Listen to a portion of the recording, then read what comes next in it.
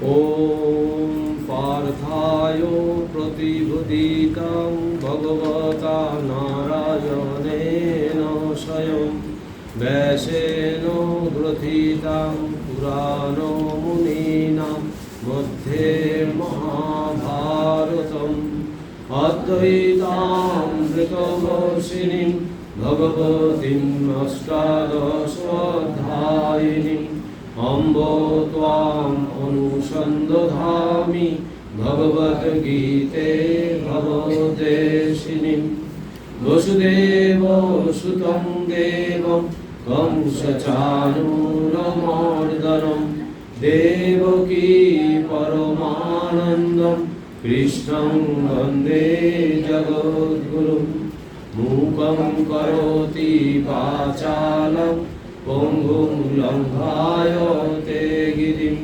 यत्कृपातमहं वन्दे परमानन्दो माधवम्। 21 থেকে তাই তো 20 অবধি আগের দিন আলোচনা হয়ে গেছিল, তাহলে 21 থেকে 31 অবধি আগে চ্যান্টিং করি। তারপর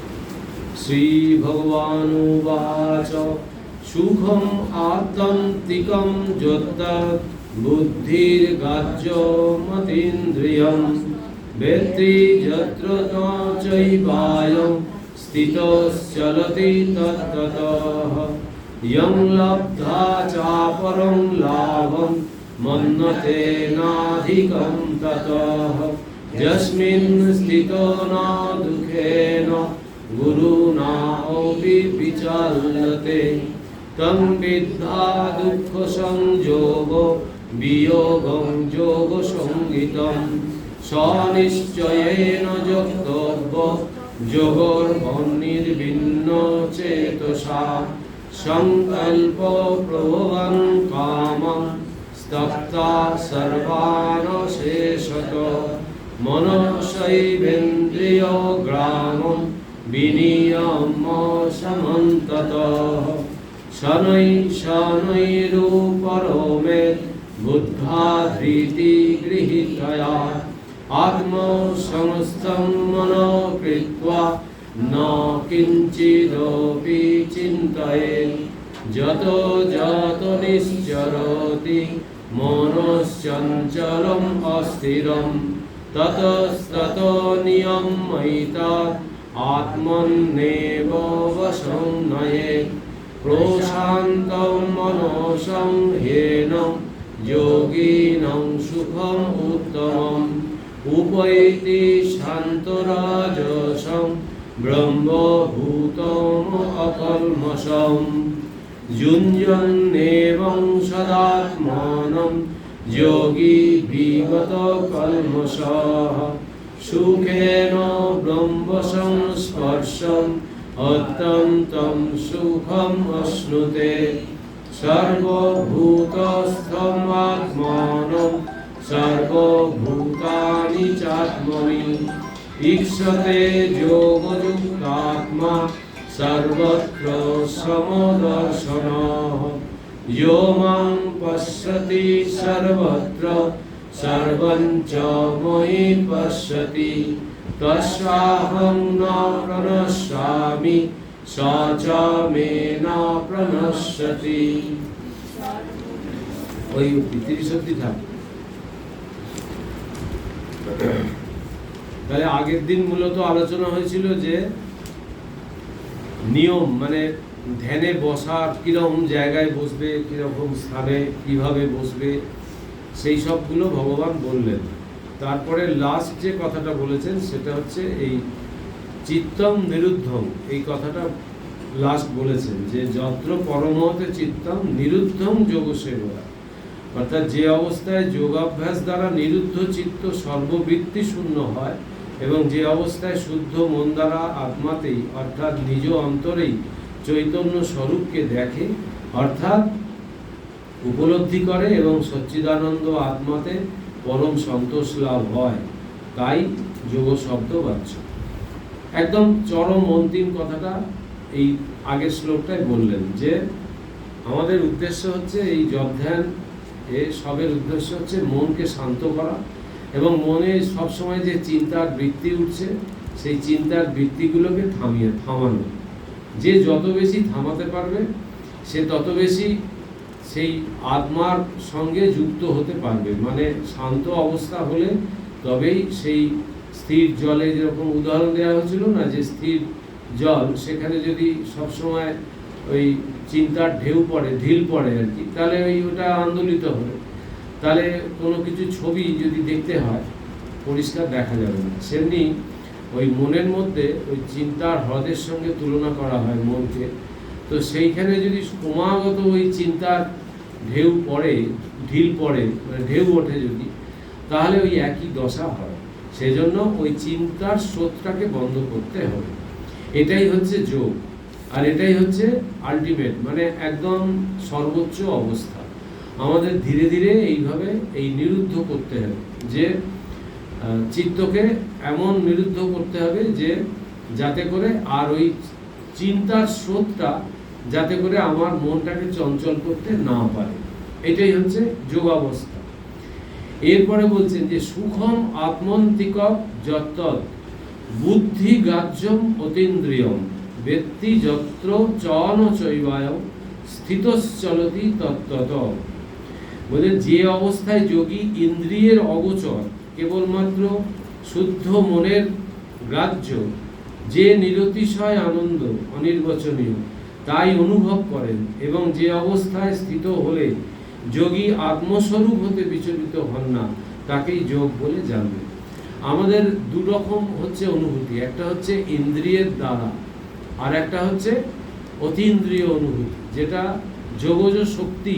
স্বামীজি কে অনেক কিছু ঠাকুর সম্বন্ধে লিখতে বলা হয়েছিল, তো স্বামীজি একটা প্রবন্ধ লিখেছিলেন, ছোট্ট প্রবন্ধ, ওটা দেখবেন লীলা প্রসঙ্গেও আছে, আবার কমপ্লিট ওয়ার্কসের বোধহয় 4 নম্বর ভলিউমে আছে। ওই শ্রীরামকৃষ্ণ, হিন্দু ধর্ম ও শ্রীরামকৃষ্ণ, এই একটা ছোট প্রবন্ধ লিখেছিলেন, ওটা মোটামুটি 3-3.5 পাতা। ওইখানে স্বামীজি এই যোগজ শক্তির উল্লেখ করেছে, যে অতীন্দ্রিয় যোগজ শক্তি, আর একটা হচ্ছে ইন্দ্রিয় শক্তি। একটা এই জগৎকে আমরা ইন্দ্রিয় দিয়ে অনুভব করছি, আর এই জগতের বাইরে যেতে গেলে এই মন, বুদ্ধি, চিত্ত, অহংকার নিয়ে আমরা যে জগৎ রচনা করেছি, এর বাইরে যেতে গেলে আমাদের অতীন্দ্রিয় শক্তির আশ্রয় নিতে হবে। এবং অতীন্দ্রিয় শক্তি মানে ইন্দ্রিয়ের পারে যাওয়া, মানে এই ইন্দ্রিয় দ্বারা নয়, এই ইন্দ্রিয়ের পারে, এর বাইরে একটা আলাদা একটা জগৎ আছে, সেইটার উপলব্ধি করা। এইটাই বলছে যে সর্বোচ্চ সুখ কি না, বলছে সুখম আত্যন্তিকম। আমাদের জীবনের লক্ষ্য হচ্ছে পরমানন্দ প্রাপ্তি আর সর্বদুঃখের নিবৃত্তি। এটা হচ্ছে আমাদের জীবনের লক্ষ্য, সেটাই ঈশ্বর লাভ, সেটাই ভগবান লাভ, ঈশ্বর দর্শন, যাই আত্মদর্শন, আত্মজ্ঞান লাভ, ব্রহ্ম উপলব্ধি, সবই একই কথা। আমাদের ওইটা অবস্থাটা হলে কি হয়, এই হচ্ছে যে সর্বোচ্চ সুখ যেটা, সেটা হচ্ছে যে সমস্ত রকম দুঃখের পারে এবং পরমানন্দ প্রাপ্তি, মানে পরম যে আনন্দ পেলে আর কোনো আনন্দ ভালো লাগে না, সেই আনন্দ যখন আমরা পাই তখনই আমরা এই মানে চরম আনন্দের জায়গায় যখন যাই, সেটাই বলছে যে আত্যন্তিক সুখম আত্যন্তিকম যত্তৎ বুদ্ধি গ্রাহ্যম অতীন্দ্রিয়ম ব্যক্তি যত্র ন চৈবায় স্থিতশ্চলতি তত্ত্বত। বলে স্থিত হতে হবে, ওই জায়গায় গিয়ে স্থিত হতে হবে। এবার সেটা তো একদিনে হবে না, এটা হচ্ছে লক্ষ্যটা বলে দিচ্ছে ভগবান, যে আমাকে ধীরে ধীরে এইভাবে প্রসেসটা এইভাবে আমাকে এগোতে হবে। এবার তার ফলে কি হবে, বলছে জং লব্ধা চাপরম, বলছে যেটা লাভ করলে লাভম, জং লব্ধা চাপরম লাভম অন্যতে না আধিকম তত। বলছে যেটা লাভ করলে আর কিছু চাই না, আর কিছু দরকার হয় না, বলছে সেটাই গুরু না অপি বিচাল্যতে, যস্মিন স্থিত ন দুঃখেন গুরু না অপি বিচাল্যতে। বলছেন যে যে অবস্থা লাভ হতে হলে যোগী পুরুষ অন্য কোনো প্রাপ্তিকেই তার চাইতে অধিক আনন্দদায়ক মনে করেন না, এবং যে অবস্থায় প্রতিষ্ঠিত হলে মহা দুঃখও তাকে বিচলিত করতে পারে না। তাই সম্যক যোগাবস্থা বলে জানবে। এটাই হচ্ছে মানে রেজাল্ট। ওই জায়গায় পৌঁছালে কি হবে না, আর কোনো কিছু প্রতি আর কোনো রকম বাসনা কাজ করবে না, কোনো কামনা বাসনার আর দাস আমি হব না। মনকে তখন এমন একটা জায়গায় স্থির করে ফেলেছি যে ওই মনটা ওখানে আটকে গেছে, মানে আর কিছু তার ভালো লাগবে না। ওই আত্ম এতেই মানে আত্ম প্রীতি, আত্ম জ্ঞানেই সে প্রতিষ্ঠিত হয়ে যাবে। তখন আর তার অন্য কিছু তার দরকারও নেই, আর ভালোও লাগবে না। সে তার কাছে জগৎটা অন্যরকম লাগবে। এই যে আমাদের স্বামী নির্বেদানন্দ মহারাজ, উনি এরকম মাঝে মাঝে বলতেন যে আমি ঠিক দেখছি যে জগৎটা সব যেন তিনি হয়ে আছে। উনি বলছেন জীবিত অবস্থায়। তারপরে ঠাকুর বলে গেছেন যে সব যেন জোরে রয়েছে, মানে বর্ষাকালে যেরকম সব স্যাঁতস্যাঁতে হয়ে থাকে, ভিজে ভিজে সব কিছুর মধ্যে একটা জলীয় বাষ্প থাকে, তেমনি ঠাকুরও ওই বলছেন সব কিছুর মধ্যে দেখছি যে তিনি হয়ে আছেন। তো এই তখন তার ফিলিংসটা হবে আমাদের যেমন আমরা শুনছি জানছি, কিন্তু আমরা ব্রহ্ম উপলব্ধি করতে পারছি না, যে সব কিছুর মধ্যে ব্রহ্ম আছে, আত্মা আছে, এই বোধটা আমাদের কাজ করছে না। কিন্তু যখন উপলব্ধি হবে, ওই অতীন্দ্রিয় উপলব্ধি যখন হবে, তখন কিন্তু আমরা পরিষ্কার বুঝতে পারবো যে সব কিছুই তিনি হয়ে আছেন। তখন কি হবে, অটোমেটিক্যালি রাগ, দেশ, হিংসা, বিদ্বেষ ভাব এইসবগুলো অটোমেটিক্যালি চলে যাবে। কারণ কার প্রতি হিংসা করব, কার প্রতি বিদ্বেষ করব, সবই তো তিনি হয়ে আছে। এই জায়গায় এবার পরপর বলবেন যে সেটা হলে কি হয়, পরপর সেই রেজাল্টগুলো বলবেন। এখানে একটা মহারাজের সুন্দর কথা আছে, যা সূক্ষ্ম থেকে সূক্ষ্মতর সত্যগুলিকে উপলব্ধি করার উপযুক্ত করে নিজেদের অনুশীলিত করেছেন, এই ধরনের মানুষদের সূক্ষ্মদর্শী বলা হয়। চিত্তের একাগ্রতার জন্যই কেউ সূক্ষ্মদর্শী হতে পারেন, এবং এই সূক্ষ্মদর্শী ব্যক্তি তার সূক্ষ্ম বুদ্ধির দ্বারা আত্মাকে উপলব্ধি করতে পারেন। তাই আমাদের মনকে যতদূর সম্ভব একাগ্র করে তুলতে হবে। মানুষের মনকে গড়ে তোলা, পরিশীলিত করার এই হলো উপায়। এই হচ্ছে জায়গা যে আমাদের মনটা বিক্ষিপ্ত কেন। মনটা বিক্ষিপ্ত এই কারণেই যে আমরা মনের মধ্যে সবসময় চিন্তার তরঙ্গ ফেলছি। এই চিন্তার তরঙ্গ ফেলার জন্য কোনো চিন্তাই দেখবেন কমপ্লিট হচ্ছে না। একটা কিছু ভাবছিলেন, ভাবতে ভাবতে আরেকটা নতুন জিনিস যেই ঢোকালেন, আগেরটা ভুলে গেলেন, আগেরটা বেরিয়ে গেল। এই যে নিজের মনকে নিজে চঞ্চল করে তোলা, এটার নামই হচ্ছে এই দুঃখ। এইগুলোই মানে কোনোটাই আমার কমপ্লিট হচ্ছে না। যেটাই করতে যাচ্ছি একটা কিছুটা ভেবে নিয়ে তার দেখবেন বেশিরভাগ লোক বলে যা কি বলতে গেছিলাম ভুলে গেছি। দেখবেন বেশিরভাগ লোক এটাই বলে, কারণ চিন্তার স্রোতটা একদিকে নেই, একমুখী স্রোত নয়। একবার একটা ভাবছে, ভাবতে ভাবতে আবার একটা নতুন চিন্তা এসে গেল, ওইটা সরে গেল। ওইটা ফোনে কথা বলতে বলতেও দেখবেন অনেকে কি একটা ভাবলাম বলবো বলে ভুলে গেলাম। তার মানে কি, ও পরের পর তাড়াতাড়ি করে ভাবছে যে পরের আবার এই যেটা মনে পড়ছে সেইটা বলবো কতক্ষণ, আগেরটা কমপ্লিট হলো না, পরেরটা এসে গেল। এই মন অস্থির হয়ে গেলে এরকম হয়। সেজন্য যার মন দেখবেন শান্ত, তার আগে পরে নেই, বর্তমানটাই আছে।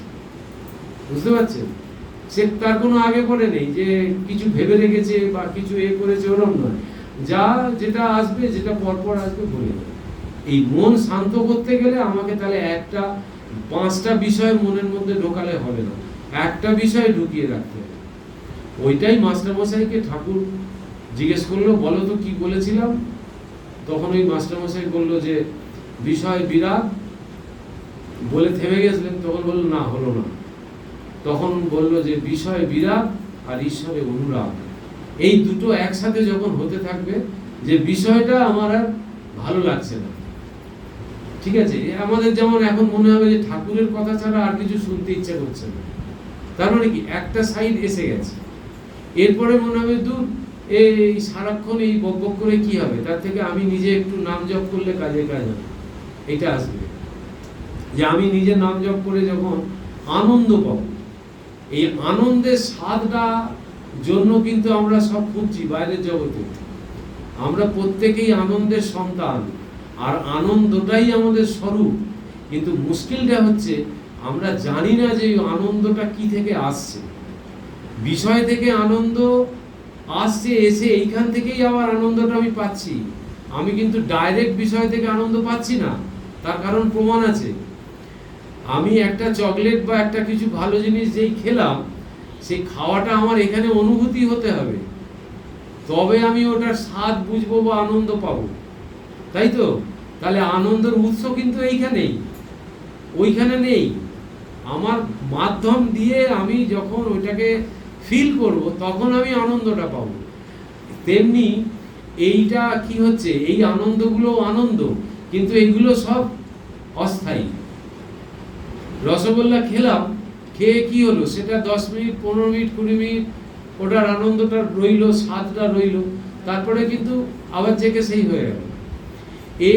এই আনন্দটা কিন্তু ওই রকম নয়। এই আনন্দ কিন্তু একটা কনস্ট্যান্ট ফ্লো, মনের মধ্যে একটা ফল্গু ধারা বইবে। এই আনন্দটা বোঝানো যাবে না, একবার যে ফিল করবে সে বুঝতে পারবে। এইটা হচ্ছে সেই জায়গাটা, যে আমি যত আমার মনকে শান্ত করব, তত কি হয়, ওই বিষয় বিরাগ হবে, আর ঈশ্বরের অনুরাগ অটোমেটিক্যালি হবে। কারণ মনকে একটা বিষয় কিছু দিতেই হবে। মনকে যখন আমি ঈশ্বর নাম দেবো বা ঈশ্বরের বিষয় দেবো, তখন কিন্তু বাইরের বিষয়গুলো কমে যাবে, এবং ওই ঈশ্বরের নামের মধ্যে আনন্দ আছে। এই বলবে যোমাং পশ্যতি সর্বত্র, এই লাস্ট কথাটা ওইটাই, ওই কথাটাই। এইবার বলছে আত্মাকে দর্শন করা যায় ইন্দ্রিয়ের দ্বারা নয়, মনের দ্বারা নয়, বুদ্ধির দ্বারা। কিভাবে না, আজকের ভাষায় বলতে গেলে বুদ্ধি হলো শুদ্ধ বিচার শক্তি, কিন্তু প্রকৃতপক্ষে আপনার মনোগত যত শক্তি রয়েছে তার ভেতর বুদ্ধি হলো শুদ্ধতম। মানসিক শক্তির যথার্থ অর্থ আপনার ভিতরের সব রকম শক্তি, কারণ সব শক্তিই শেষ পর্যন্ত মানসিক শক্তিতে পর্যবসিত হয়। শক্তিগুলিকে নিয়ন্ত্রণ করে আপনি তাদের কিছুটা উন্নত করে তুলুন, তখন তা হয়ে উঠবে মন। মনকে আরো উন্নত করলে তা হয়ে ওঠে বুদ্ধি। এখন ব্যাপারটা হচ্ছে যে আমাদের তাহলে এরকম কেন হয়? আমরা তো পড়ছি, জানছি, শুনছি, সবই করছি, চেষ্টাও করছি। আমাদের যেটার অভাব এখানে বলছেন, এই মহারাজ যে কথাগুলো বললেন তার মধ্যে এটা ঢুকে আছে। এটা হচ্ছে এই মানসিক শক্তির উৎসটা হচ্ছে আমার ইচ্ছা শক্তি। আমার ভেতরে একটা উইল পাওয়ার আছেই, সেই ইচ্ছা শক্তিটা আমি কোন দিকে কাজে লাগাচ্ছি, এইটা হচ্ছে সব থেকে ইম্পর্টেন্ট বিষয়। আমি মানে ফালতু কথা বলে বাজে সময় নষ্ট করে দিনটা কাটাবো, না আমি সারাদিন যাতে আমার মনটা আনন্দ পায় সেই রকম ভাবে যথাযথ কাটাবো। মানে কাজ নিয়ে থাকতে হবে। ফালতু সময় কাটানো মানে হচ্ছে ওই বিষয়ের মধ্যে ডুবে থাকা।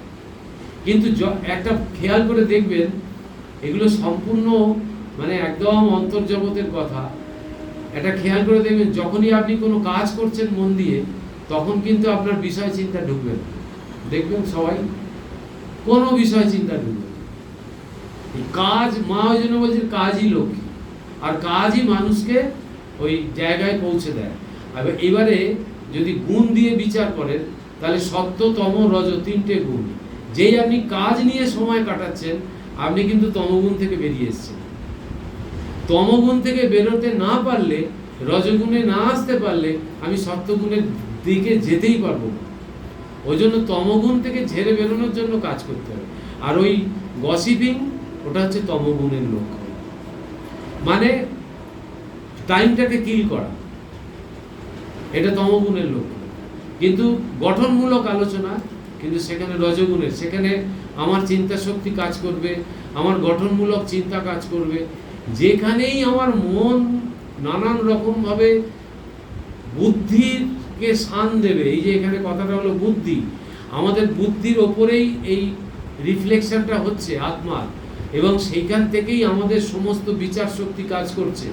এবং বুদ্ধির কাজ হচ্ছে নিশ্চয়াত্মিকা, মানে একদম শিওর করে বলে দেয় বুদ্ধি একমাত্র। তাহলে বুদ্ধিকে ঠিক জায়গায় নিয়ে যেতে গেলে আমাদের সবসময় একদম অ্যালার্ট থাকতে হবে। এই অ্যালার্টনেসটা ভীষণ দরকার। এটাই ঠাকুর বলেছে মান আর হুঁশ। এই অ্যাওয়ারনেস মান আর হুঁশ অনেক রকমভাবে বলা যায়, কারণ আমি যে মানুষ, আমার একটা ডিগনিটি আছে, সেইটার প্রতি আমার একটা হুঁশ থাকবে সব সময়। এই অ্যাওয়ারনেসটাই হচ্ছে সব কিছু। সেই জন্য এখানে মহারাজ বলছেন বুদ্ধির বিকাশ ঘটাও, শিক্ষার মাধ্যমেই বুদ্ধির বিকাশ ঘটে, যা সত্যকে অসত্য থেকে আলাদা করে সত্তার গভীরে প্রবেশ করতে পারে, একেই বুদ্ধি বলা হয়। স্বামীজি একদিন এই মরুভূমিতে যাচ্ছে, ওই জয়সলমীরের ওখানে। তা মরুভূমি প্রথম দিন স্বামীজি মরুভূমি দেখছে, জীবনে প্রথম দেখছে। একটা গাড়ি করে যাচ্ছে, জিপে করে। স্বামীজি তখন প্রচণ্ড জলের পিপাসা পেয়েছে, আর দূরে দেখছে ওই মরীচিকা দেখছে, দেখে ওই একটা হ্রদ দেখা যাচ্ছে।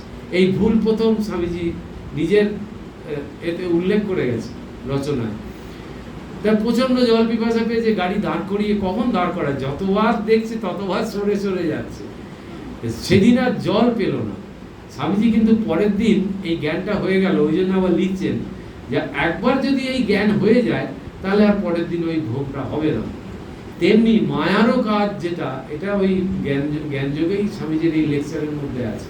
তেমনি মায়াকে যদি একবার আমরা বুঝতে পারি যে এটা মায়া, তখন কিন্তু আর ওই মায়া আমাকে কায়দা করতে পারবে।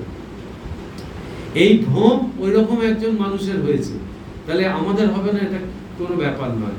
আমাদের 10 বার এই ভুল হতে পারে, কিন্তু ওই কি বলবো, ওই এটা রাখতে হবে, হুঁশটা রাখতে হবে যে এইটাই বলছে শিক্ষার কাজ, যে এই যে বিচার শক্তি, এই বিচার শক্তিকে ভেতরে জাগিয়ে রাখতে হবে।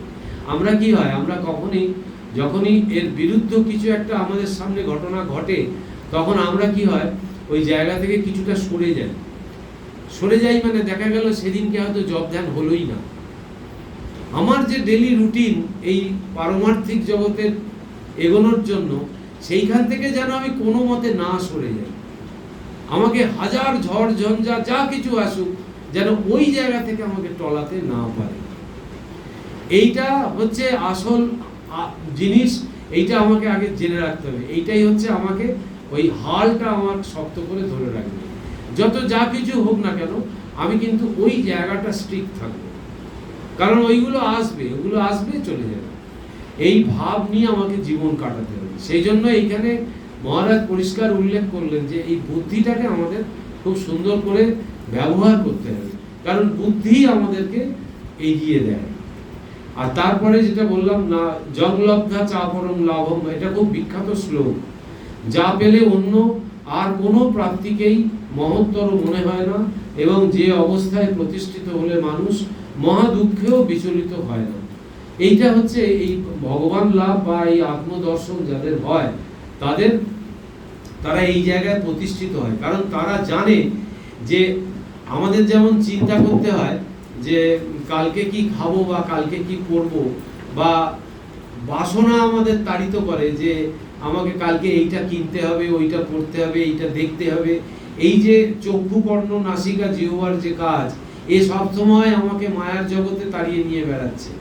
কিন্তু যার ওই জসমিন স্থিত ন দুঃখে ওই অবস্থা যার আসবে, তার কিন্তু আর তাকে মায়ার প্রভাবে তাকে থাকতে হবে না। সে কিন্তু ওই মায়ার প্রভাব থেকে বেরিয়ে গেছে, মানে মায়াধীশকে সে ধরে ফেলেছে। যে মায়ার অধীশ্বর যিনি, তাকে যে একবার ধরে ফেলেছে, আর তার মায়া তাকে কিছু করতে পারবে না। আমাদের যেরকম মায়া আমাদের ওঠাচ্ছে বসাচ্ছে, কিন্তু ওই অবস্থায় পৌঁছলে তখন আর তার কোনো অন্য কিছু আর ভালো লাগবে না, তখন সে সর্বত্রই তাকে দেখবে। এটা লাস্টের শ্লোকে গিয়ে ওইটা বলেছে। তারপরে বলছে তং, এটাও খুব বিখ্যাত শ্লোক, তং বিদ্যা দুঃখ সংযোগ বিয়োগং যোগ সঙ্গীতম স্বনিশ্চয়ন যোক্তব্য যোগ অনির্বিন্ন চেতসা। সেই অবস্থাকে যোগের অবস্থা বলে জানবে, যে অবস্থায় দুঃখের সঙ্গে কোনো সংযোগই থাকে না। অধ্যাবসায় সহকারে অবিষণ্ণ চিত্তে এই যোগ অভ্যাস করা কর্তব্য। তাহলে এই যোগের উপর গুরুত্ব কেন দিচ্ছে ভগবান এইখানে এসে বলছেন, যে কেন আমাদের এই প্রতিদিন কেন এই যোগের চর্চা করতে হবে।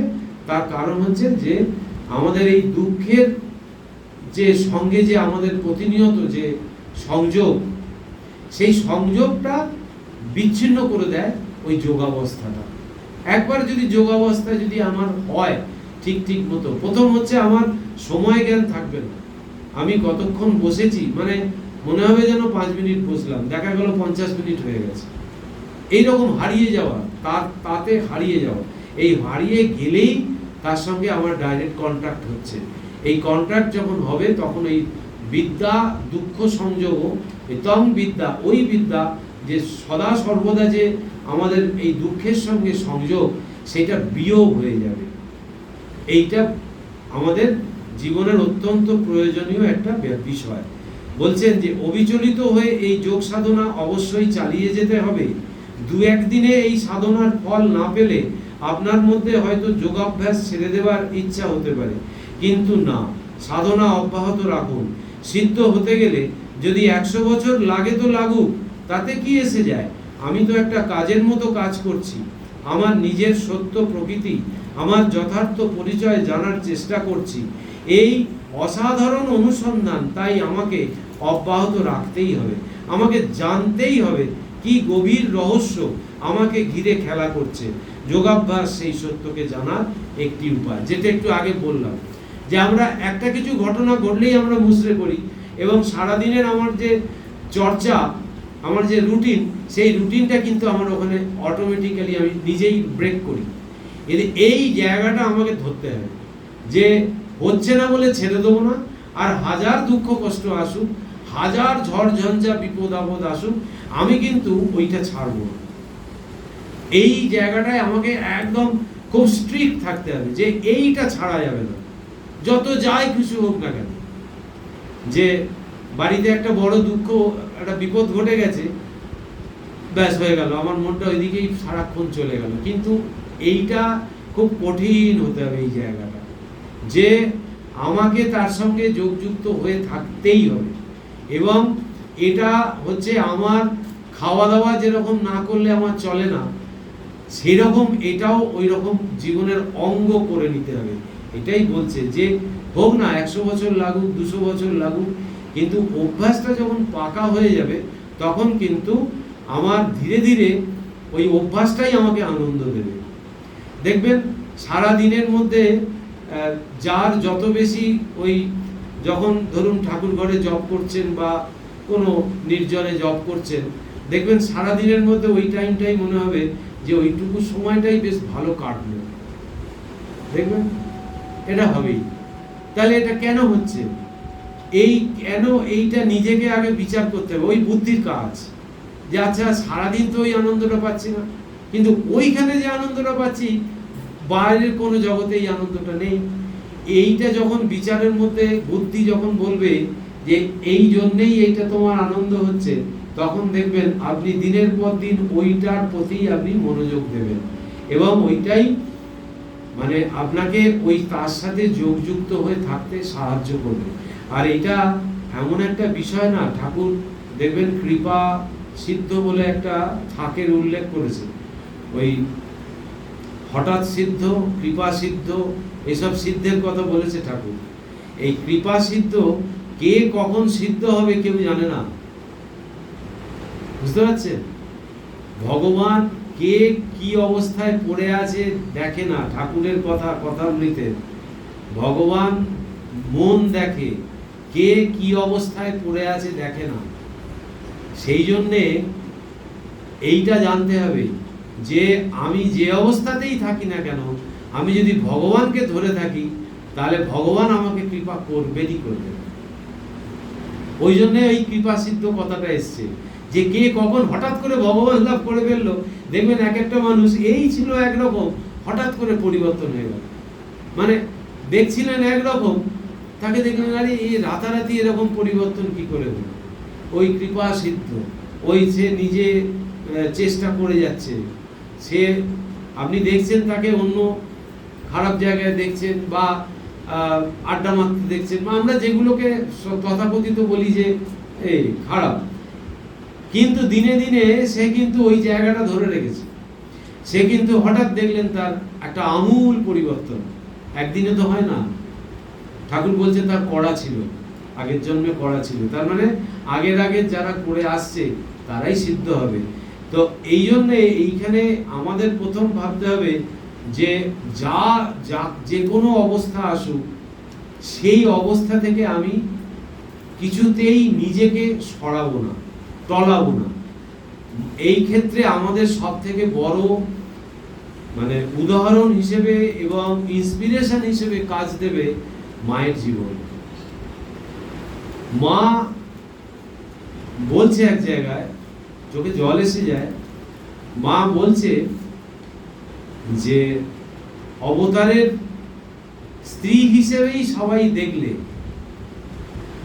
আর ওই এতে কি বলে বাগবাজারে আর জয়রামবাটিতেই দেখলে। নবতের, মা নহবত বলতে পারতেন, নবতের ঘরে যে কিভাবে দিনটা কাটলো এটা কেউ দেখলে না। এবার একবার সারাদিনের মধ্যে একবার খালি ভাববেন মা নহবতের ঘরে কি করে দিনটা কাটাতো, কতগুলো বছর কাটিয়েছে আপনি ভাবুন তো। একটা মানে আমাদেরকে দিলে আমরা একটা দিন কাটাতে পারবো। ওইখানে আবার তার শাশুড়িকে ঢুকছে, তার লক্ষ্মী দিদি ঢুকছে ওইটুকু ঘরের মধ্যে, তাই বলছে হ্যাঁ হয়ে যাবে। ওপরে মাছ কলকল করছে, জল পড়ছে তার ছিটে, ঠাকুর ভোরবেলা না উঠলে জল ছুড়ে দিচ্ছে, কি অত্যাচার। আবার সন্ধ্যেবেলা আটা মারতে বসছে, পাঁচশের আটা মারছে। একটা মানুষ তো সে কি কষ্টটা না এটা করেছে। তো ওই জন্য মা নিজের মুখে বলেছে যে ওইগুলো দেখলে আর নবতের দিনগুলি কেউ দেখলে না, নিজে আফসোস করেছে। তো এই হচ্ছে যে, আর সব থেকে ঠাকুরকে মানে অবতার বলিষ্ঠ করার পেছনে সব থেকে বড় অবদান যদি কারোর থাকে তো মায়ের। ঠাকুরকে নরেনের আগে ঠাকুরকে জগতের কাছে দেখিয়ে দিয়ে গেছে নিজের জীবনটা দিয়ে। ঠাকুর কি মডেল চেয়েছে, মানুষের মডেলটা কেমন হবে সেইটা মা দেখিয়ে দিয়ে গেছে। গীতার যে 26টা গুণের কথা বলা আছে, ধরে ধরে 26টা গুণ মা নিজের জীবনে পালন করে দেখিয়ে দিয়ে গেছে। নরেন্দ্রনাথ তার অনেক পরে ঠাকুরকে প্রচার করেছে, ডেমনস্ট্রেট করেছে অবতারকে। তাহলে আমাদের সহজ উদাহরণ হচ্ছে এই দুঃখের পারে যাওয়ার জন্য মায়ের কথা আর মায়ের জীবন। মানে অস্বাভাবিক একটা জীবন যাপন করে গেল, অস্বাভাবিক মানে ভাবাই যায় না। আপনি ভাবতে পারেন 5 জন এসছে, ঠাকুর সেখান থেকে অর্ডার করছে 5 জনের জন্য 5 রকম তরকারি হবে। আপনি ভাবুন তো, আপনাকে যদি কেউ বলে মাথাটা দুম করে গরম হয়ে যায়, কিচ্ছু ছিল না, কাঠের জাল, হ্যাঁ ভাবতে হবে। তাহলে মা ওই সময় করে দেখিয়ে গেছে, আমরা অন্তত 1% যদি করি পড়তে যাবে। অস্বাভাবিক একটা জীবন। তা মায়ের জীবনটা, ওই জন্য আমার বলার উদ্দেশ্য একটাই, মায়ের কথা একটু একটু করে খালি পড়তে হবে, শক্তি পাবেন, বিরাট শক্তির আধার। তাহলে 23 এই বিদ্যা, এই দুঃখ সংযোগ বিয়োগের কথা বললো। এবার বলছে সংকল্প প্রভবং কামান তক্তা সর্বান শেষ অশেষত মনশৈবেন্দ্রিয় গ্রামং বিনিয়ম্য সমন্তত। বলছে সংকল্পজাত সকল কামনাকে নিঃশেষে পরিত্যাগ করে এবং কেবল মনের দ্বারা ইন্দ্রিয়গুলিকে চতুর্দিকে ছড়িয়ে থাকা তাদের বিষয়গুলি থেকে একেবারে নিবৃত্ত করতে বলছে। তাহলেই তো গেল, সকল কামনাকে নিঃশেষে পরিত্যাগ আর কেবল মনের দ্বারা ইন্দ্রিয়গুলিকে চতুর্দিকে ছড়িয়ে থাকা তাদের বিষয়গুলি থেকে একবারে নিবৃত্ত করা। এ কি আমাদের এই জীবনে হবে? সবসময় আমরা এটাই ভাবি, তাই তো? কিন্তু না, যে অভ্যাসে লেগে আছে যে কোনো মুহূর্তে হতে পারে, এইটা জেনে রাখতে হবে। এখানে বলছে যে পূর্ব সংকল্পজাত কামনা বাসনা নিঃশেষে ত্যাগ করে বিবেক সম্পন্ন মন দ্বারা চক্ষুরাদি ইন্দ্রিয়গামকে তত্ত্বৎ বিষয় হতে নিবৃত্ত করে ধৈর্যযুক্ত বুদ্ধি দ্বারা মনকে ধীরে ধীরে নিরুদ্ধ করবে এবং এই সংযত মনকে আত্মধ্যানে নিবিষ্ট করে ব্রহ্ম ভাবনা ছাড়া অন্য কোনো চিন্তা করবে না, অর্থাৎ একমাত্র আত্মধ্যানে সমাহিত হয়ে যাবে। মানে 25টা নিয়ে বললাম, শনৈ শনৈ রূপরমেদ বুদ্ধা ধৃতি গৃহীতয়া আত্মসমস্তম মনোকৃত্বা ন কিঞ্চিদপি চিন্তয়ে। অন্য কিছু চিন্তা মনের মধ্যে রাখবে। এটা কিন্তু একটা যোগীকে ভগবান বলছেন সর্বক্ষণের জন্য। আমরা এই যুগে, কলিযুগে আমরা বসে আছি, আমরা যদি মনে করি ঠাকুরের কাছে যারা এসছে তারা সত্যযুগে চলে এসছে, যারা ঠাকুরমা স্বামীজির আশ্রিত হয়ে গেছে তারা কিন্তু সত্যযুগেই আছে।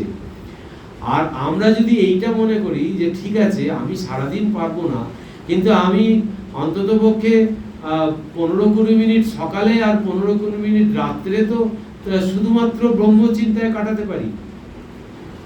আবার এইটা আবার মুশকিল। ভূতেশানন্দ মহারাজ এক জায়গায় এরকম বলছে যে তুমি যদি 1 ঘন্টা ধ্যান জপ করতে চাও তাহলে তোমাকে 23 ঘন্টা ওই চিন্তা নিয়ে চলতে হবে। ঠিক আছে, বিষয় কথা একটু কম বলবো, তাই না? যে ফোনে বলে তো বাবা কি দরকারি কথা আছে বলো, আর এখন অত কথা বলার সময় নেই। যেই এটা বলবো আর ফোন বন্ধ হয়ে যাবে। এখন এইটা এই যুগে সব থেকে কঠিন জায়গায় দাঁড় করিয়েছে এই মোবাইল। প্রত্যেকের এই সমস্যা, আমি কারোর পার্টিকুলার একার বলছি না, আমারও এই সমস্যা। এবার দেখুন, ফোন না ধরলে কোনটা গুরুত্বপূর্ণ আর কোনটা গুরুত্বপূর্ণ নয়। ধরুন আননোন নাম্বার, আমি ঠিক করলাম ধরবই না, কিন্তু তার মধ্যে একটা গুরুত্বপূর্ণ থাকতে হবে। এবার প্রতিটা ফোন আপনাকে বিচলিত করছে, তাহলে এবার সেখানে আপনি কি করে অনাসক্ত হবেন আর কি করে নিষ্কাম হবেন? তাহলে আমার ফোন নাম্বার নেই, কেটে দাও লাইন, সেখানেও বিপদ। তাহলে এইখান থেকে বেরোনোর রাস্তা কি? কেউ কেউ নিজে নিজে বার করেছেন কি উপায়? নিজেকে নিজে উপায়টা বার করতে হবে এই ফোন থেকে, যাতে ফোন যাতে বিচলিত না। আপনি দেখবেন সারাদিনে যদি আপনার কাছে 10টা ফোন আছে, একটা ফোন আপনাকে মারাত্মক রকম ভাবে বিচলিত করে, 10টায় একটা করবেই করবে। তাহলে এইটা থেকে আমাকে বেরোতে গেলে আমাকে একটা উপায় বার করতে হবে। আর কারুর প্রবলেমের সঙ্গে কারুর প্রবলেম মিলবে না। আপনার এক, ওনার এক, ওনার সব আলাদা আলাদা প্রবলেম। এইটা ভাবতে হবে। যারা এই পথে এগোতে চাইবে তাদেরকে এইগুলোকে খুব সূক্ষ্মভাবে কাটল করতে হবে, এমন ভাবে কাটল করতে হবে যাতে সম্পর্ক, মানুষের সঙ্গে মানুষের সম্পর্কেও যাতে কোনো রকম অসুবিধা না হয়, আবার নিজেরটাও যেন ঠিক বজায় থাকে। এইভাবে আমাকে চলতে হবে। আমি বলতে চাইছি, আগেকার দিনের মানুষের থেকে এই যুগের মানুষের এই সমস্ত সাধনা ভজনা করা আরো কঠিন হয়ে দাঁড়িয়েছে, বিশেষ করে এই মোবাইল। তো এই জায়গা থেকে আমাকে নিজেকে সরাতে গেলে আমাকে নিজেকেই নিজে উপায় বার করতে হবে, এছাড়া কোনো রাস্তা নেই।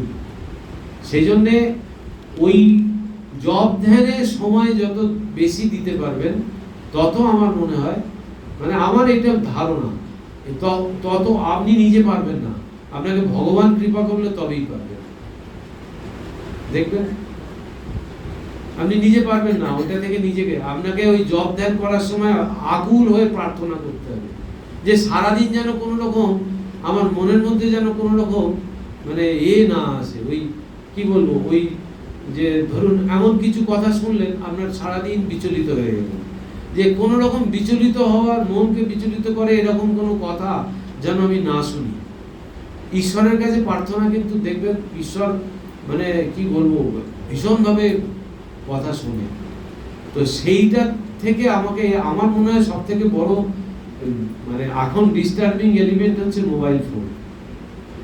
যাই হোক, এটা যে যার নিজের মতো করে ভাবতে হবে। তারপরে বলছে যত যত নিশ্চরতি মনশ্চঞ্চলম অস্থিরম তত নিয়ম মৈতদ আত্মনেব বশম নয়। এই স্বভাব চঞ্চল মন অস্থির ভাবে যে যে বিষয়বস্তুতে ধাবিত হয় সেই বিষয় হতে উপনীত করে তাকে আত্মা অর্থাৎ ব্রহ্মেতেই স্থির করবে। হলো, আমি যে এই এতক্ষণ ধরে মোবাইল নিয়ে কথাটা বললাম, এই কথাটাই বলছি। দেখবেন আমাদের প্রত্যেকের কোনো বিষয়ের কোনো কিছুর প্রতি দুর্বলতা আছে, যে কোনো সবাইরই। এই জায়গাটা আমাকে আগে ডিটেক্ট করতে হবে, করে সেইখান থেকে মনটাকে তুলে নিতে হবে। কারুর মোবাইল থেকে আসতে পারে, কারুর খাওয়া দাওয়া থেকে আসতে পারে, কারুর পোশাক পরিচ্ছদ থেকে আসতে পারে, কারুর কোনো মানুষের কাছ থেকে আসতে পারে। এই বিক্ষেপ আছে, সেইখানে আমাকে ওই অনাসক্তি প্র্যাকটিস করতে হবে। এটাই বলছে, যত যত নিশ্চরতি মনশ্চঞ্চলম অস্থিরম। বলছে যেখানে যেখানে দেখবে তোমার মনকে যেটা অস্থির করছে, যে মনটা তো স্বভাব চঞ্চল, তাকে একটু রসদ জোগালে সে আরো চঞ্চল হয়ে যাবে। স্বামীজি বাঁদরের সঙ্গে উদাহরণ দিয়েছে, জানেন তো? জানেন গল্পটা? বিদেশে লন্ডনের লেকচারে স্বামীজি এই উদাহরণটা দিয়েছে। বলছে মনের সঙ্গে তুলনা করছে, বলছে মন কেমন জানো তো? বলছে মন হচ্ছে বাঁদরের যে মন, মানুষের মন তার থেকেও মারাত্মক। বলছে মানুষের মন এইরকম যে একটা বাঁদরকে যদি মদ খাইয়ে দেওয়া যায় কতটা অস্থির হবে। তারপরে বলছে তাকে যদি বিছেতে কামড়ায় তাহলে কত অস্থির হবে। তারপরে বলছে তার ঘাড়ে যদি ভূত চাপে, এই যে কন্ডিশনটা বাঁদরের হয়, বলছে সেই রকম হচ্ছে মানুষের মন। বুঝতে পারছেন কি মারাত্মক চঞ্চল? তো সেই রকম ওই মনের যে চঞ্চলতা, এইটা বলছে স্বভাব চঞ্চল মন অস্থিরভাবে যে যে বিষয়বস্তুতে ধাবিত হয়, সেই সেই বিষয় হতে উপরত করে তাকে আত্মা অর্থাৎ ব্রহ্মেতেই স্থির করবে। তাহলে যে বিষয়টাতে আমি মন আমার ধাবিত হচ্ছে, সেই বিষয়টাকে যদি আত্মবুদ্ধি করি, ব্রহ্মবুদ্ধি করি, তাই ব্রহ্মচিন্তা হবে তো নাকি? না, হবে না। সেইটা পাচ্ছি কিনা দেখতে হবে, প্র্যাকটিস করতে হবে। মানে বুঝতে পারছেন কি বললাম?